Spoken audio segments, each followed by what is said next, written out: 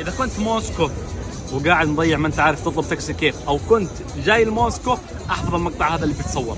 طيب باختصار شديد، في ناس والله تجي ما تعرف تطلب التاكسي. ايش السبب؟ السبب الرئيسي والاساسي اللي هو كالاتي: بسبب الاوضاع الامنيه اللي صايره 5 كيلو على الساحه الحمراء، المواقع ما هي شغاله، الجي بي اس ما هو شغال.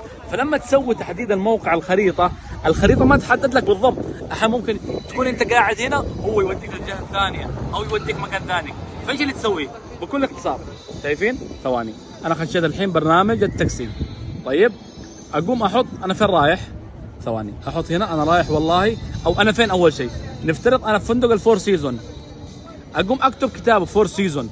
طيب حتى لو بالانجليزي عادي، ابغى اروح هنا اختار الموقع اللي ابغاه كتابه. مثلا بنروح مطعم العربي كامبوس نفترض، ضغطنا عليه ونختار.